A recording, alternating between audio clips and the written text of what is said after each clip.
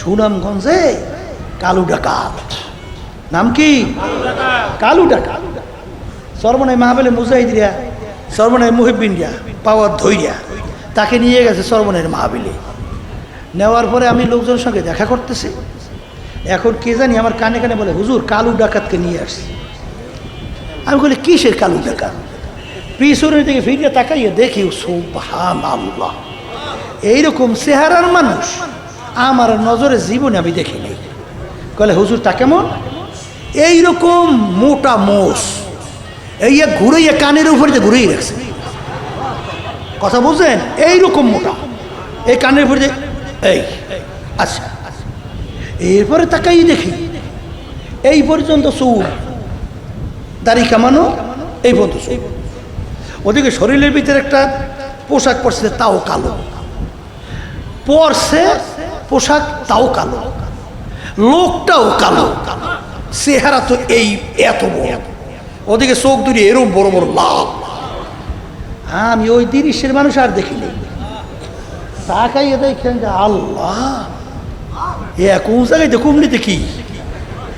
আহা, ওই চরমনায়ের ময়দান বাজান, জাকিরিনদের ময়দানের মধ্যে, জাকিরিনদের মজলিসের মধ্যে, নামাজিদের মজলিসের মধ্যে, আল্লাহ ওয়ালাদের মজলিসের ভিতরে আল্লাহর বান্দা 3-4 দিন থাকার পরে এখন সেদিন কারো দেখা হইল, তাকাইলে মনে হয় একজন আল্লাহর ওলি হয়ে গেছে। পরিবর্তন হয়েছে না হয় নাই? গেছিলাম উত্তরবঙ্গে গত বছরের আগের বছর মনে পড়ে, তখন তো আমাদের মাহফিল করতেই দিত না। বেহায়াপনা, অশ্লীলতার কোনো শেষ ছিল না। কিন্তু মানুষ দিনের কথা শুনবে, দিনদার হবে, নামাজি হবে, ভালো হবে। কলব ভালো হইলেই তো সমাজ ভালো হবে। এই প্রক্রিয়া বন্ধ করে দিয়েছিল। এখন আমার মাহফিল করতেই দেবে না। তা ওই লোকটা খুব এলাকার প্রভাবশালী। সর্বনায়ের মুজাহিদিরা খুব তাকে ধরাধরি করিয়া সর্বনায় মাহফিলে লইয়ে গেছিল। বহুদিন চেষ্টা করছে, পারে নাই। একবার পারছে, নিয়ে গেছে। সে বলতেছে সর্বনায় বিশ্বে হুজুরে আসবে, যা হোক আমি মাহফিল করাবই। তা মাহফিলের ব্যবস্থা করছে। করার পরে সে মানে এসার আগে মনে পড়তেছে বক্তব্য রাখতে আছে, আমি শুনতেছিলাম, বুঝছে? সে বলতেছে সর্বনায় কি জিনিস?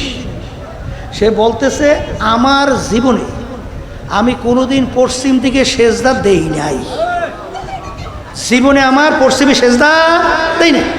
কিন্তু সর্বপ্রথম চরমনায়ের ময়দানে যাওয়ার পরে এই সর্বপ্রথম পশ্চিম দিকে আমি সেজদা দিছি। তাই সেখানে যাওয়ার পরে ভালো হয়েছে না খারাপ হয়েছে? হ্যাঁ, এরকম।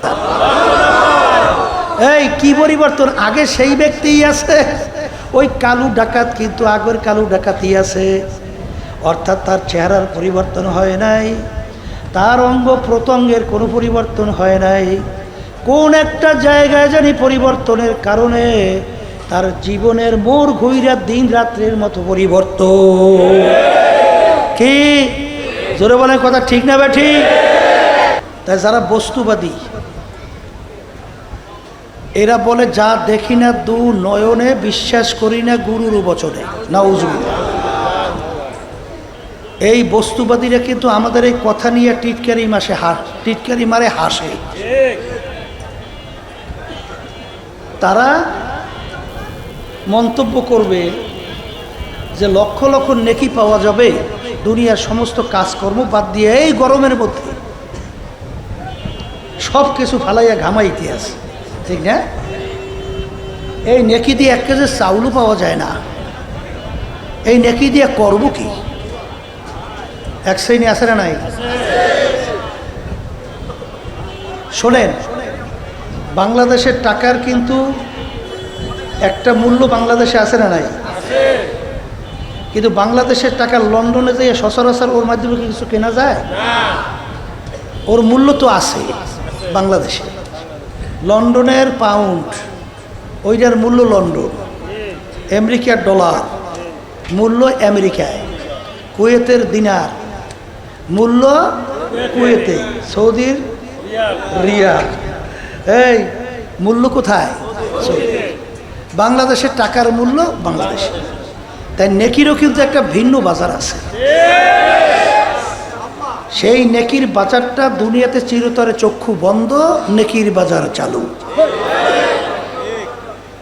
তখন একটা নেকির কত মূল্য হবে? আল্লাহ রাব্বুল আলামিন বলছেন, ফামাই ইয়ামাল মিসকালা যাররাতিন খায়রান ইয়ারা ওয়া মান ইয়ামাল মিসকালা যাররাতিন শাররান ইয়ারা। জাররা শব্দ ব্যবহার করা হয়েছে, কাপড় ধুইয়া নিগড়ে রোদ্রে ঝাড়া দিলে লক্ষ লক্ষ রেণু রেণু দেখা যায়, এক একটা রেণুকে বলা হয় জাররা। এই পরিমাণ সব থাকলেও ফল ভোগ করা যাবে, এই পরিমাণ গুনাহ থাকলেও তার ফল ভোগ করা লাগবে। তখন একটা নেকির যে কত মূল্য, যার ঠেকা বাজবে সেই একমাত্র বুঝবে নেকির কত মূল্য। কথা ঠিক কিনা? এখন এই নেকি সংগ্রহের জায়গা কোথায় বলেন? দুনিয়া কোথায়? আচ্ছা, এখন তো যারা আসছেন নিয়ে যাদের সহি লক্ষ লক্ষ নেকি আল্লাহ আমলনামায় দান করবে, ঠিক না? কিন্তু কিয়ামতের ময়দানে একটা নেকি ঠেকা বাজলে সারা কিয়ামতের ময়দানে ঘুরিয়ে একটা নেকি পাওয়া যায়? আল্লাহ রাব্বুল আলামিন কিয়ামতের ময়দানের অবস্থান বুঝাতে যাইয়ে বলছেন, ইয়াউমা ইয়াফিরুল মারউ মিন আখিহি ওয়া উম্মিহি ওয়া আবিহি ওয়া সাহিবাতিহি ওয়া বানিহি লিকুল্লি ইমরিইম মিনহুম ইয়াউমা ইযিন শা'নুন ইউগনি। মা পর্যন্ত সন্তানের পরিচয় না দিয়া সন্তান থেকে মা ভাইগে যাবে। এই কথা কি আমি বলছি? কোনো পীর মুফতি মুহাদ্দিস বলছে? কে বলছে? তাহলে যেই কঠিন মুহূর্তে মা পর্যন্ত সন্তানের পরিচয় দেবে না, তাহলে আর মায়ের চেয়ে আপন কে থাকবে? কে আছে? নাই, থাকবেও না। তাহলে ওই মুহূর্তে নেকি সংগ্রহের কোনো সুযোগ নাই। এখন কথা হলো, বস্তুবাদী এবং নাস্তিকদের দল এরা কিন্তু দেখবেন বলে, দুনিয়া কা মজা লে লো দুনিয়া তুমহারা হয়। দুনিয়াটা হলো আনন্দ ফুর্তির জায়গা, চিত্ত বিনোদনের জায়গা। এখানে যত বড় আনন্দ ফুর্তি উপভোগ করে নাও। ওই যে আমাদের কথা ইঙ্গিত করে বলি, ওলামায়ে কেরাম বলে, এই মিয়া দুনিয়া থেকে বিদায় নিয়ে যদি খোদা নাসে নাফরমান হয়ে কবরে যাও, 99 বিষাক্ত সাপ কুরজু দিয়া ফিটাইবে, আগুন জাহান্নামের আগুনে এসে কবর ভইরে যাবে। এই যে শোনো, এগুলো একটা দূরের বাধ্য। জোরে বলেন নাউজুবিল্লাহ। আমি আমার ভাইদেরকে বলবো, পর্দা আলে মা বোনরা তারা শুনতেছেন, এই কথা বোঝার জন্য, বুঝাবার জন্যই আল্লাহ রাব্বুল আলামিন মানুষের ব্রেন দান করছে, জেহেন দান করছে। কথা ঠিক না বেটি? সে পাগল, তার উপরে কোনো শরীয়ত আছে? তারও কোনো নেকি আছে? কোনো গুনাহ আছে? কোনো সাজা, কোনো যাজা, কোনো শাস্তি, পুরস্কার কেন নাই? ওর চক্ষু নাই, ওর হাত নাই, ওর পাও নাই, ওর অঙ্গ প্রত্যঙ্গ কোনটা পার্থক্য? কোনো পার্থক্য নাই। কিন্তু ওই যে ব্রেনটা, যার মাধ্যমে ভালো মন্দ বিবেচনা করার যে শক্তিটা, পাওয়ারটা নষ্ট হয়ে গেছে। পাওয়ার নষ্ট হওয়ার কারণে ওর উপরে কোনো বাদ বিচারও নাই। কিন্তু যার ব্রেন ঠিক আছে, সে যদি কোনো একটা অপরাধ করে, সারে তাকে না ধর খায়? কি ধরা খায় কি খায় না? তাহলে বোঝা গেল আল্লাহ রাব্বুল আলামিন আপনাকে আমাকে এই বুঝের জন্যই ব্রেন দান করছে, জেহেন দান করছে। যারা ব্রেন জেহেন থাকা অবস্থায় যারা নাস্তিকদের পদঙ্ক অনুসরণ করবে, ওই মানুষটা সম্পর্কে আল্লাহ বলছেন উলাইকা কাল আনআম। এরপরে আল্লাহ বলছেন বাল হুম। প্রথম আয়াত শুনে আমি তেলাওয়াত করছিলাম। আয়াতের ভিতরে আল্লাহ রাব্বুল আলামিন বলেছেন, যত মাখলুকাত আমি সৃষ্টি করেছি এর ভিতরে সর্বশ্রেষ্ঠ সম্মানিত করে মানুষকে সৃষ্টি করছি। সবাই বলেন আলহামদুলিল্লাহ। তাহলে আমরা যারা মানুষ, সৃষ্টির সেরা। তাহলে সৃষ্টির সেরা কোন মানুষ? আর একটু আগে যে আমি শুনাইলাম, এক শ্রেণী মানুষ চতুষ্পায় জানোয়ার, এর মতো, এরপরে আল্লাহ বলেন তার চেয়েও খারাপ। অন্য আয়াতে বলছেন যত মাখলুকাত আমি সৃষ্টি করছি এর ভিতরে সবচেয়ে নিকৃষ্ট মাখলুকের নাম হলো শূকর। এক শ্রেণী মানুষ আছে শূকরের চেয়েও খারাপ। কে বলছেন? আবার বলেন আল্লাহ বলছেন। এখন কোন মানুষ সম্মানিত, কোন মানুষ নিকৃষ্ট, এইটা বোঝার জন্য, বুঝবার জন্যই এই মাহফিলের ব্যবস্থা। এই আমাদের বাংলাদেশে কয়েকদিন আগে যে আমাদের ভবিষ্যৎ প্রজন্ম মেধাবী মেধাবী ছেলেগুলোকে, হাফেজদেরকে, আলেমদেরকে, আমাদের বাংলাদেশের জনগণ মানুষকে নির্বিচারে গুলি করে পাখির মতো রাস্তার ভিতরে লুটিয়ে ফেলা হলো। অনেকে বলে যারা এই কাজটা করছে, বিশেষ করে প্রধানমন্ত্রী দাবি করতেন হাসিনা, ওর আত্মাই বলতে বলে নাই, বলে আত্মাই ছিল না। নাহলে এইভাবে মানুষগুলোকে কিভাবে গুলি করে করে হত্যা করে? কোনো মানুষ আরেক মানুষকে এরকম হত্যা করতে পারে? তাহলে বোঝা গেল ওদের আত্মাই নাই। তাহলে বোঝা গেল আত্মা নাই শব্দটা যখন বলছে, এখন বলতে হবে আত্মা জিনিসটা কি। কথা ঠিক না বেঠি? এই আল্লাহ রাসূল সাল্লাল্লাহু আলাইহি ওয়াসাল্লাম বলে, আলা ওয়া ইন্না ফিল জাসাদি মুদগাম ইযা সালুহা সালুহাল জাসাদু কুল্লুহু ওয়া ইযা ফাসাদাত ফাসাদাল জাসাদু কুল্লুহু আলা ওয়া হিয়াল কলব। আল্লাহ রাসূল সাল্লাল্লাহু আলাইহি ওয়াসাল্লাম বলেন, প্রত্যেকটা মানুষের ভিতরে ওই ওরা যারা আত্মা বলে, ওইটা হাদিসের ভাষায় কলব বলে। কি বলে? জোরে বলেন, জোরে বলে। ওই যে কলবটা, ওই আত্মাটা একটা গোশতের টুকরা। ওটা কি? এই গোশতের টুকরাটা যখন ভালো হয়ে যায়, তখন ওই মানুষটা নির্বিচারে এইরকম ভাবে বিনা অপরাধের মানুষগুলোকে গুলি করে মারতে পারে না।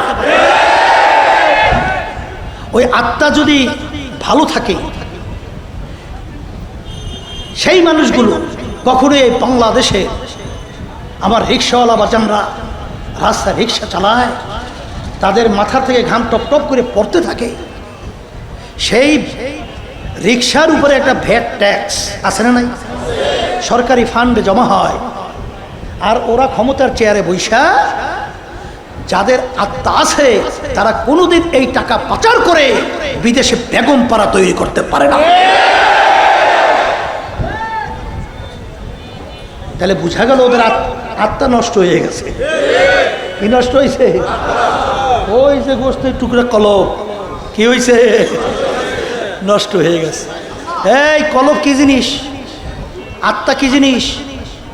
ওমর ফারুক রাদিয়াল্লাহু তাআলা আনহু আল্লাহ রাসূল সাল্লাল্লাহু আলাইহি ওয়াসাল্লামকে কতল করার জন্যে খাপ থেকে তরবারি বের করে রওনা করছিলেন। জানেন না? জানেন না?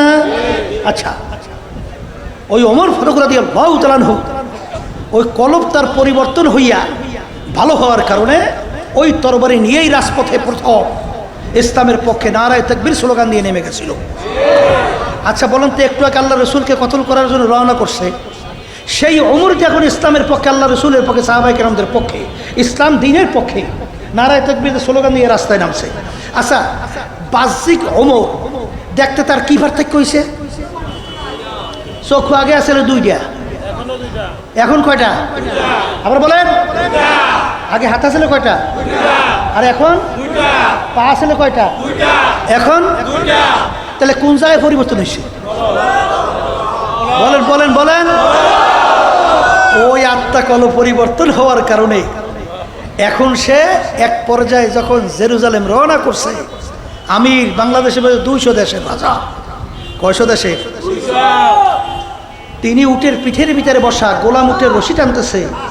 ওই আত্মা পরিবর্তন হওয়ার কারণে তার বিবেকে নাড়া দিল যে গোলাম সেও তো মানুষ, আমিও তো মানুষ। গোলাম রৌদ্রের ভিতরে পুইরা চামড়া কালো হয়, আর আমি ছায়ার নিচে থাকবো, এটা হয় না। ডাক দিয়ে বলে, গোলাম এখন তুমি উটের পিঠে ওঠো, আমি উটের রশি টানবো।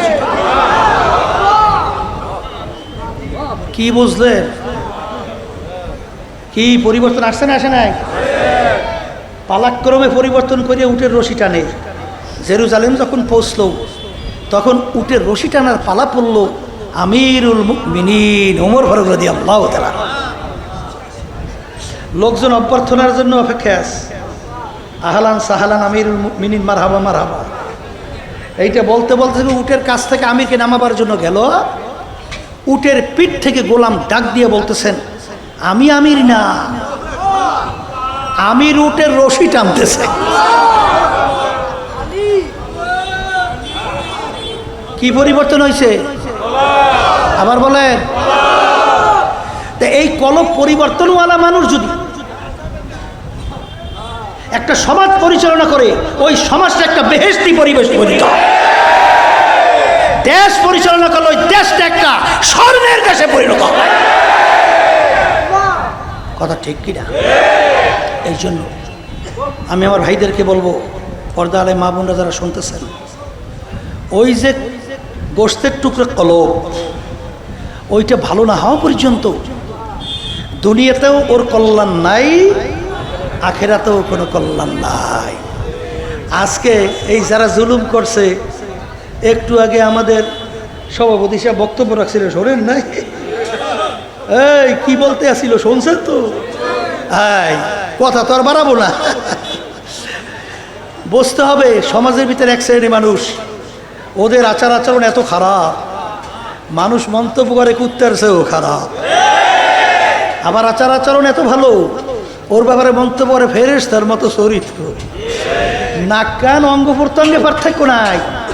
ওই কলব নামক যে আত্মা গোশতের টুকরা, ওইটা ভালো হওয়ার কারণেই লোকটা ভালো, আর ওইটা খারাপ হওয়ার কারণে।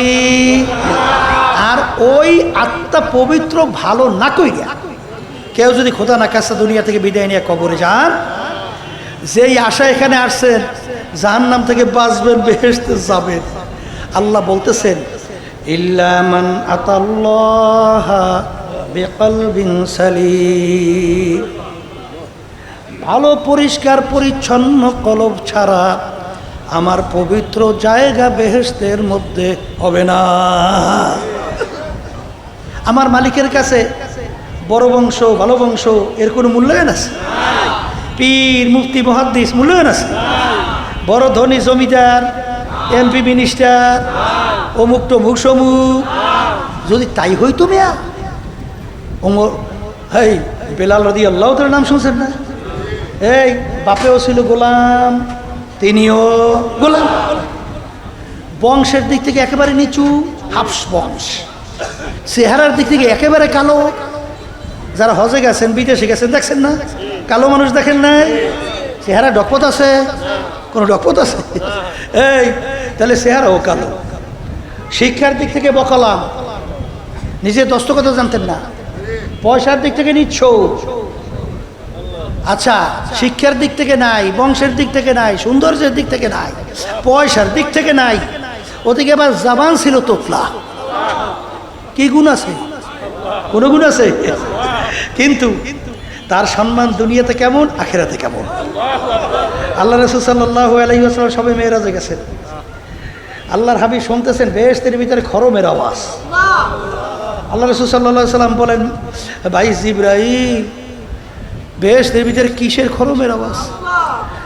জিবরাইল আলাইহিস সালাম বলেন, হে আল্লাহর রাসূল, আপনার বেলালের খরমের আওয়াজ।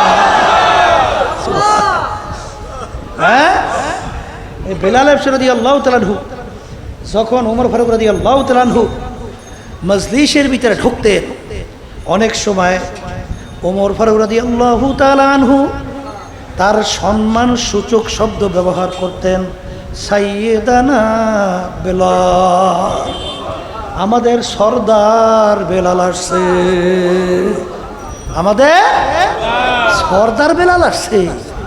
এইটা কোন দিক থেকে তার এই সম্মান বাড়ছে? চেহারার দিক থেকে, শিক্ষার দিক থেকে, বংশের দিক থেকে, যোগ্যতা দক্ষতার দিক থেকে, কোন দিক থেকে? কলব ভালো হওয়ার কারণে সম্মান বাড়ছে।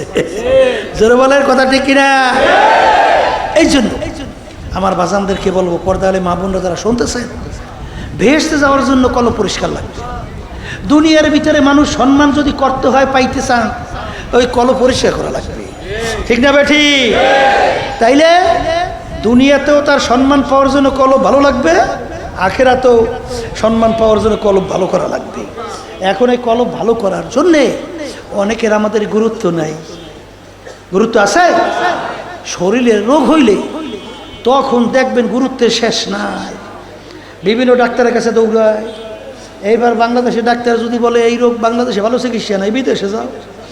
এরপর অনেক সময় টাকা পয়সা থাকে না, অনেক সময় জায়গা জমি ঘর বাড়ি বিক্রি করিয়েও বিদেশে যায় কি যায় না? কির চিকিৎসা করে? শরীর। কিসের চিকিৎসা? আসলে যত চিকিৎসা করুক তারপরেও কি একদিন মরণ লাগবে? লাগবে। এরপরেও কিন্তু একদিন মরণ লাগবে।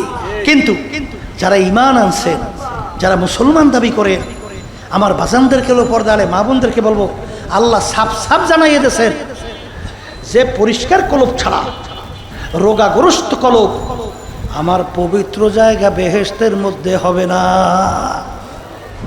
এই কলবের রোগের চিকিৎসার জন্য অনেকেরই দেখা যায় কোনো গুরুত্ব নাই, কোনো গুরুত্ব। এই কলবের চিকিৎসক কারা? MBBS doctor, FRCS doctor. আর আসতে পারে এই কলবের পরিষ্কার রোগ করার জন্য ডাক্তার হলো হক্কানি উলামায়ে কেরাম, হক্কানি পীর বুজুর্গেরা। কি আমি ভুল বলছি না ঠিক বলছি? আল্লামা জালালউদ্দিন রুমি রহমাতুল্লাহি আলাইহি বলছেন, খোদ মাওলানা রুমি নাশদ তা গোলামে শামসুত তিবরিজি নাশদ। আমি রুমি ততক্ষণ পর্যন্ত রুমি হতে পারি নাই যতক্ষণ পর্যন্ত শামসুত তাবরিজির সাগরেদ হইতে পারি না। তাহলে সোহবাতে যাওয়া লাগবে, এই বুক খুলে বলেন লাগবে। এই বাস্তবতা হাজার হাজার লক্ষ লক্ষ বাংলাদেশে আছে না নাই? আছে। এই সেদিনকার আমি আসছি, ওই কিছুদিন আগেও গেছিলাম কুড়িগ্রামে, বুঝছেন না? রংপুর সেখানে সুনামগঞ্জে কালু ডাকাত। নাম কি? কালু ডাকাত। সর্বনাই মাহফিলে মুজাহিদিরা, সর্বনাই মুহিবিনরা পাওয়ার ধৈর্যা তাকে নিয়ে গেছে সর্বনাইয়ের মাহফিলে। নেওয়ার পরে আমি লোকজনের সঙ্গে দেখা করতেছি। এখন কে জানি আমার কানে কানে বলে, হুজুর কালু ডাকাতকে নিয়ে আসছি। আমি বলি কিসের কালু ডাকাত? পিছনের দিকে ফিরিয়ে তাকাইয়ে দেখি সুবহানাল্লাহ, এইরকম চেহারার মানুষ আমার নজরে জীবনে আমি দেখিনি। বলে হুজুর তা কেমন? এইরকম মোটা মোষ, এই ঘুরাইয়া কানের উপরে ঘুরেই রাখছে। কথা বুঝছেন? এইরকম মোটা, এই কানের উপরে এই। আচ্ছা, এরপরে তাকাই দেখি এই পর্যন্ত চুল, দাড়ি কামানো, এই পর্যন্ত চুল। ওদিকে শরীরের ভিতরে একটা পোশাক পরছে, তাও কালো পরছে, পোশাক তাও কালো, লোকটাও কালো, চেহারা তো এই এত বড়, ওদিকে চোখ দুটি এরম বড় বড় লাল। আমি ওই দৃশ্যের মানুষ আর দেখিনি।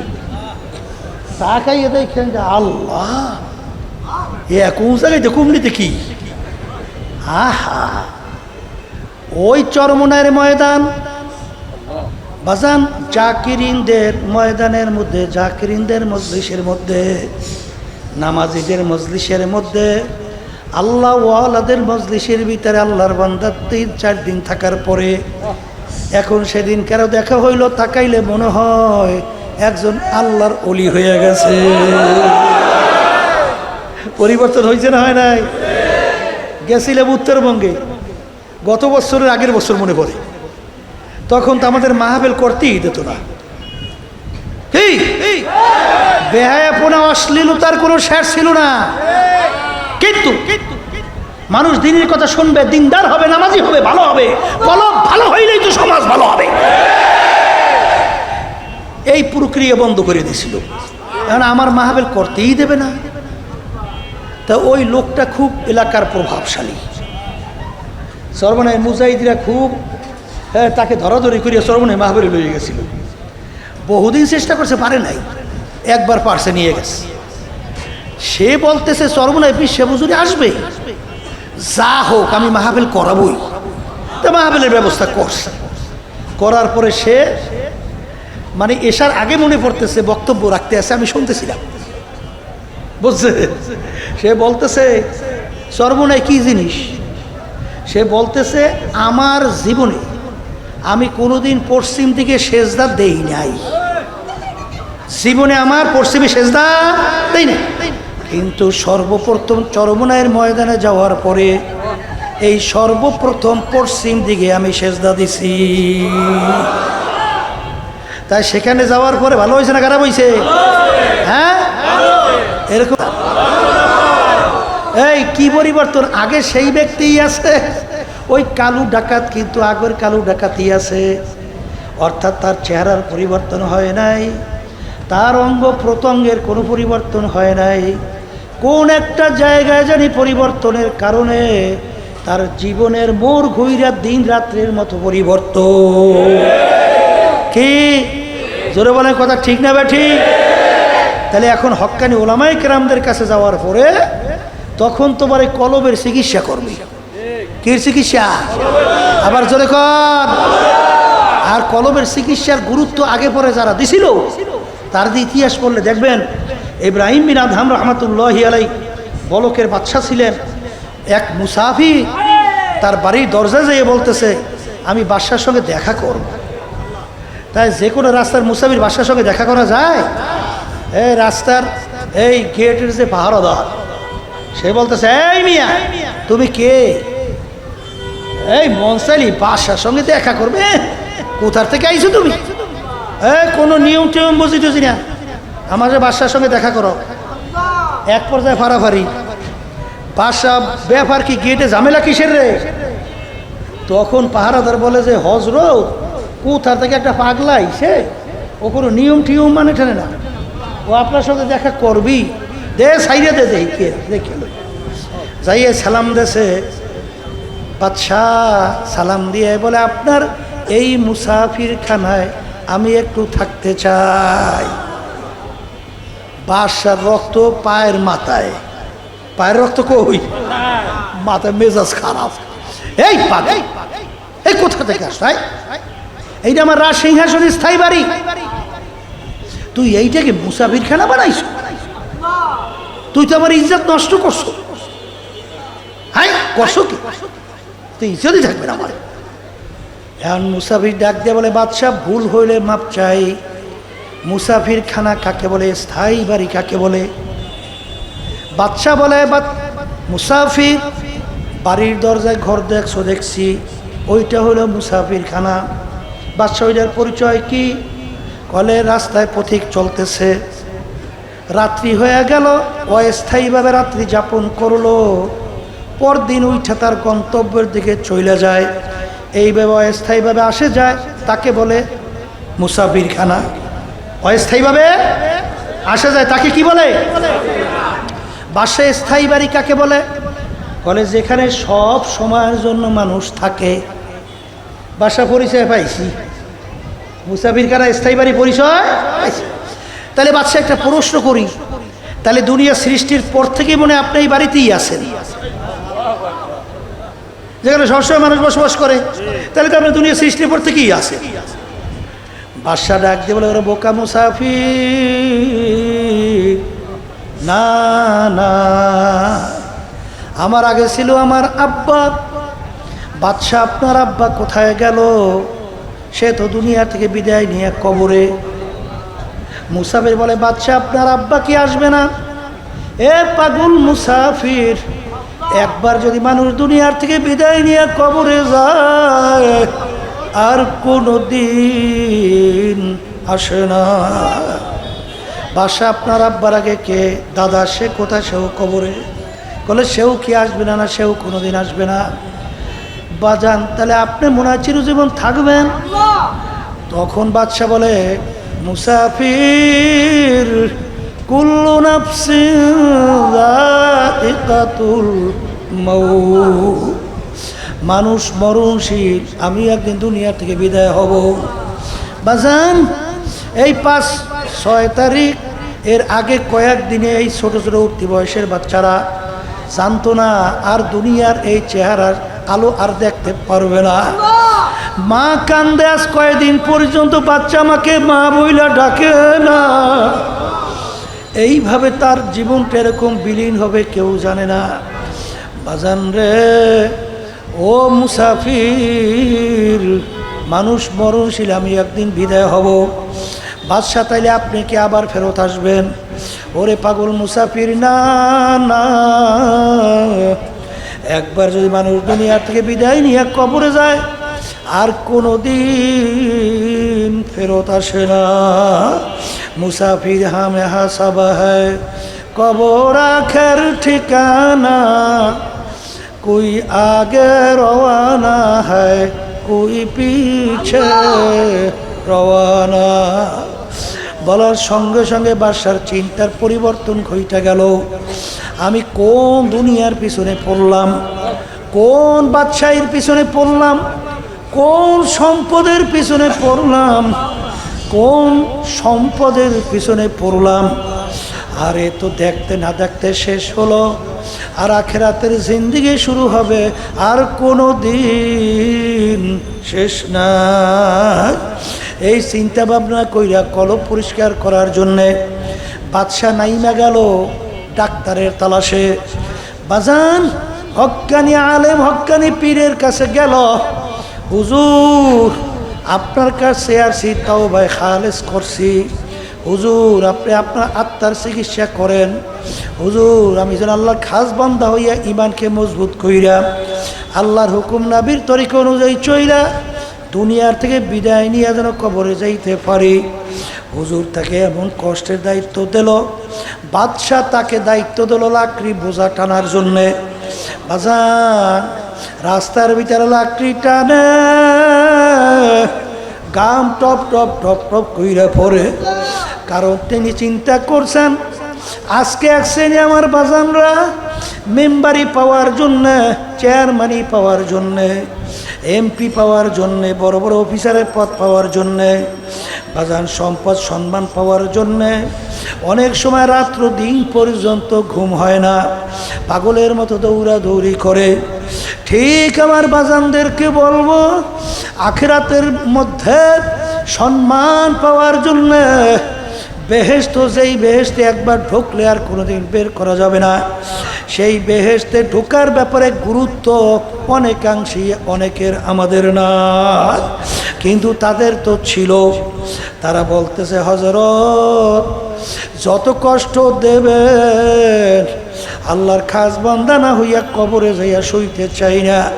বাজান মান জাদ্দা ওয়াজাদা, যে চেষ্টা করে সেই জিনিস সে পাইয়া যায়। এ দুনিয়াদার পাগল, ছাত্র যদি কষ্ট কইরা পড়াশোনা না করে, ওস্তাদের পিটান টুটান দুই একটা না খায়, ছাত্র কিন্তু ভালো ফলাফলের আশা করা যায় না। ডাক্তারের কাছে অপারেশন করে, অনেক সময় ছুরি দিয়া কাটে, রক্ত বের হয়, কষ্টের কোনো শেষ নাই। তারপরও যায় কেন? একটু সুস্থ থাকার জন্যে। এ কবরের যাত্রীরা, আল্লাহ রাব্বুল আলামিন বলেন ইল্লা মান আতাল্লাহা বিকলবিন সালিম, পরিষ্কার স্বচ্ছ কলব ছাড়া আমার পবিত্র জায়গা বেহেশতের ভিতরে আমি দেব না। বাজান খোদার আকাশটা কেউ যদি রোগাগ্রস্ত কলব নিয়া আমার মালিকের দরবারে হাজিরা দাও, আমার মালিক বলে ফেরেশতারা আমি বন্দাবান্দিকে বড় আউস কইরা শখ কইরা বানাইছি, আমি ওদেরকে আশরাফুল মাখলুকাত হিসেবে ঘোষণা দিছি। আরে একটা বড় আল্লাহু আকবার পাখি, ওই পাখি একটা বড় বাঘকে ভয় করে না, পিঠের ভিতরে পোকা খায়। একটা বড় গরুকে ভয় পায় না। একটা সাপ বড় গরু অনেক সময় পায়ে প্যাঁচ দিয়া দুধটাই না খায়, ওই সাপটা বড় গরুটাকে ভয় পায় না। আর তোর মতো 3.5 একটা মানুষ যখন ওই পাখিটা দূর থেকে দেখে, ফুরুত করে আকাশের ভিতরে উইরে চইলা যায়, সাপটা ফস করে জঙ্গলের দিকে দৌড় দেয়, বাঘটা পাগলের মতো উঠে দৌড় দেয়। কারণ আমার মালিক সমস্ত মাখলুকাতের রুহকে একত্রিত কইরা তোমার আমার পরিচয় দিছিল আমার আশরাফুল মাখলুকাত মানুষ, আমি এদেরকে মহব্বত করি, তোরাও সবাই সম্মান করিস। কিন্তু এ দুনিয়াদার পাগল এক আল্লাহর অলি বাঘের ভিড়ে সওয়ার হইয়া বিষাক্ত সব হাতের ভিতরে নিয়া লোকালয়ের ভিতরে যখন ঢুকলো, আর লোকজন বাঘ দেখা সাপ দেখা বাজান দৌড়ায় পালায়। আর ওই আল্লাহর ওই রাগ দিয়া বলে, হে দুনিয়াদার পাগল, সাপ দেখা ভয় পাও, বাঘ দেখা ভয় পাও, শোনো শোনো, যেই আল্লাহর বান্দা বান্দি আমার মাওলাকে ভয় পায়, ওই বান্দা বান্দিকে সমস্ত মাখলুকাত ভয় পায়। বাজান, আরে দাদাজানের কথা শুনছিলাম, ফরিদপুর কয়ার ইয়ার ঘটনা। দাদাজান বয়ান করতেছিলেন, ডাক দেব, ওরে মানুষ, তোরা তো আমাদের কথা শুনলিও না, বুঝলিও না, চললিও না, কিন্তু একটা গরুকে যদি বলি গরু আমাদের কথা শুনবে। একটা গরু দূরে দাঁড়ানো, যখন দাদাদের হাত উঠে এক ডাক দিল, গরুর দিকে আয়, ডাকের সঙ্গে সঙ্গে গরু রশি ছিঁড়া দৌড়ে এসে দাদাজানের সামনে দাঁড় হইয়া গেল। দাদাজান বলতেছে, ওরে মানুষ, গরু আমাদের কথা শুনল, আর তোরা আশরাফুল মাখলুকাত মানুষ হইয়া আমাদের কথা শুনলি না। এই জন্য আমার বাজানদেরকে বলবো, পর্দা আলে মা বোনদেরকে বলবো, বাজান ওই গোশতের টুকরা কলব পরিষ্কার করে কবরে যাওয়া লাগবে, কারণ ওই কলবের ওরে ভিত্তি করিয়া সম্মান বাড়ে এবং কমে। এ দুনিয়াদার পাগল আমার বাবারা, কোন দুনিয়ার পিছনে পড়ছ, কোন সম্মান কোন সম্পদের পিছনে পড়ছ, কোন সম্মানের সৌন্দর্যের পিছনে পড়ছ, কোন ক্ষমতার পিছনে পড়ছ। মাঝে মাঝে একটু চক্ষু বন্ধ করে একটু মুরাকাবা করো হাকিকত সে, তো দুনিয়া বে খবর হ্যায়, দুনিয়া কি নুমাইশ পর নজর হ্যায়। বাজান, দুনিয়া কিন্তু একেবারে ফাঁকি। যার যত বয়স হয়েছে একটু পিছনের দিকে তাকাইয়া দেখেন, মনে হয় যেন সব কালকের ঘটনা। ল্যাংটয়ে দৌড়দৌড়ি করছিল, এখন মনে পড়ে কি পড়ে না। মুরব্বীরা লাঠি নিয়ে থাবড়ায়, লড়াই তো ও বেশি ডুবাইলে গায়ে জ্বর হবে। বাজান, লুকাইয়া লুকাইয়া পালাইয়া ডুবাইতাম, এখনো মনে আছে, বুঝতাম না কি হবে তা জানি না। এখনো মনে পড়ে সেদিনকার ঘটনা। ওদিকে আয়নার সামনে যখন চেহারার দিকে তাকাই, দেখি কাঁচা দাড়িগুলা পাইকে গেল, আরে দাঁত পইরা যায়, চুলগুলা পাইকা যায়, শরীর দুর্বল হইয়া যায়। আর সেদিনকার ঘটনা দেখতে না দেখতে মনে হয় সব ঘটনা শেষ হয়ে গেল। এই জন্য আমার বাজানদেরকে বলবো, পর্দা আলে মা বোনদেরকে বলবো, দুনিয়া কিন্তু আরামের জায়গা না। আর দুনিয়া দারুল মেহনে ওয়াল বালা, দুনিয়া কষ্ট ক্লেশের জায়গা, বালা মুসিবতের জায়গা। এ আরাম প্রিয় আমার বাবারা, আজকেই একটু গরমের ভিতরে আমরা এখানে বসছি, ঘামাই অস্থির হয়ে গেছি। এই সূর্য যেখান থেকে তাপ দেয় 9,30,00,000 মাইল দূর থেকে, সূর্যের যেদিকে তাপ বেশি উপরের দিকে, তাপ কম নিচের দিকে। আল্লাহ রাসূল বলেন, আমার উম্মতেরা কিয়ামতের ময়দানে আমার মালিক এই সূর্য 1 হাত বা 1.5 হাত মাথার উপরে বুর কইরা সাইরা দেবে। সাইরা দিয়ে আমার মালিক বলবেন, এ সূর্য, তোর ভিতরে যত তাপ আছে ছাড়ো, নাফরমান বুঝুক আমি মাওলা কেমন। আমি ওদের বিচার চাইয়া চাইয়া দেখছি, আরে ও যখন ওর মার পেটের ভিতরে ছিল, দুনিয়ার কেউ ওর আপন ছিল না। ওকে তখন আমি ইচ্ছা করলে ওকে আমি ন্যাংরা কইরা বানাইতে পারতাম, অন্ধ কইরা বানাইতে পারতাম। আজকেও একজন আমার সঙ্গে রাস্তার ভিতরে দেখা করলো, বাজার দুইটা চক্ষু নাই। আল্লাহ, আমার মালিক তোমাকে আমাকে তোরকম অন্ধ কইরা বানাইতে পারতো। আরে বাজান বোবা মানুষ আও কইরা তোমার আমার সামনে চিল্লায়, আরে কথা বলতে পারে না। এই কথা বলার নেয়ামত দান করলেন আমার মাওলা, চক্ষু দিয়া দেখার নেয়ামত দান করলেন আমার মাওলা। বাজান কত পঙ্গু মানুষ, হাত নাই পাও নাই, অমুক নাই সমুক নাই, তোমাকে আমাকে এত সুন্দর সুরাতে তৈরি করলেন মায়ের পেটে কে? আরে আমার মার রক্ত তোমাকে পান করাইয়া তোমাকে এত সুন্দর সুরাতের মানুষ বানাইলো। দুনিয়ার ভিতরে আসার পরে আরে আস্তে আস্তে তুমি বড় হইলা, বাপকে চিনলা, মাকে চিনলা, আত্মীয় চিনলা, স্ত্রী চিনলা, সন্তান চিনলা, দল চিনলা, দলের নেতা নেত্রী চিনলা, বন্ধু চিনলা, বান্ধব চিনলা।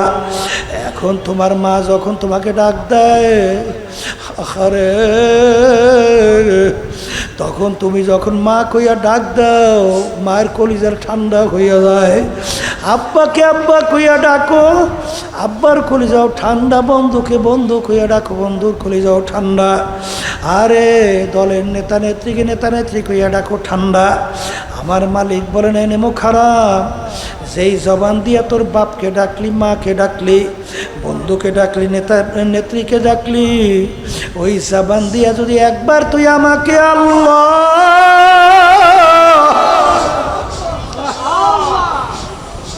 আল্লাহ বইলা যদি একবার আমাকে ডাক দিতি, আমার এই কুদরাতি কলিজারাও ঠান্ডা হইয়া যাইত।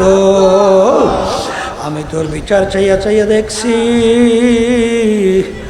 আরে ও সব হুকুম আমার সমস্ত নেয়ামত ভোগ কইরা ও আমার হুকুম মানে নাই।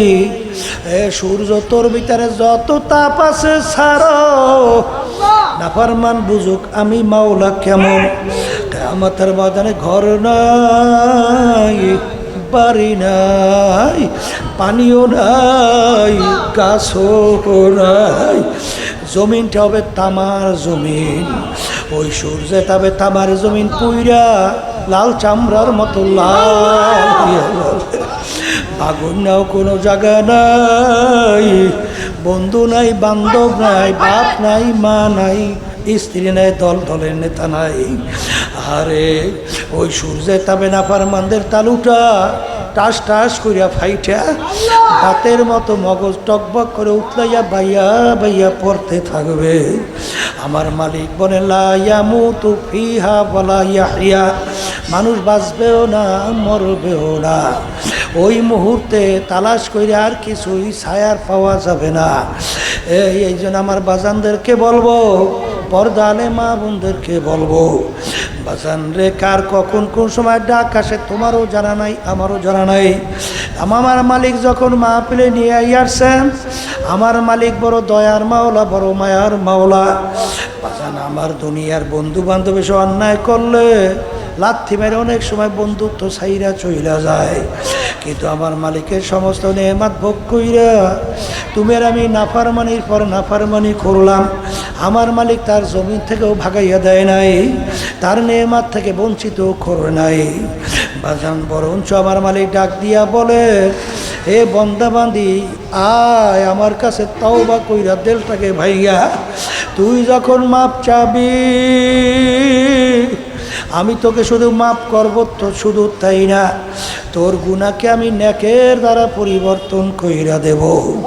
আমার মালিক সবসময় তোমার আমার দিকে তাকাইয়া অপেক্ষায় থাকে কখন বন্দাবাদি আমাকে ডাক দেবে। লা তাখুযুহু সিনাতুন ওয়ালা নাওম, আমার মালিকের ঘুমও নাই, ঝিমানিও নাই। বাজান তুমি আর আমি নাকটাই না ঘুমাই, আমার মালিক কিন্তু ঘুমায় না, ঝিমানিও নাই। আমার মালিক কেন ঘুমাই না? তোমার আমার মায়ার কারণে আমার মালিকের ঘুম হয় না। আমার মালিক ডাক দিয়ে বলে, বান্দা বান্দি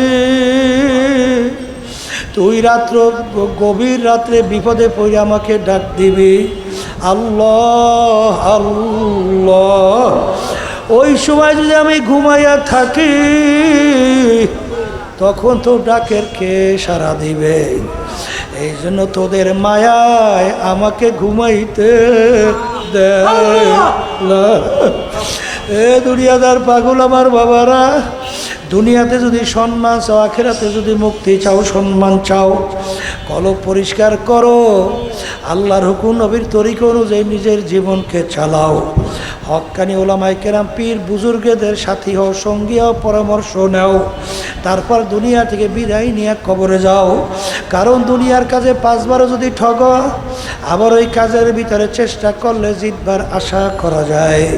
কিন্তু একবার যদি কেউ কবরে যাইয়া ঠগ, আর দ্বিতীয়বার দুনিয়াতে এসে আপিল কইরা জিতবার কিন্তু আর আশা নাই।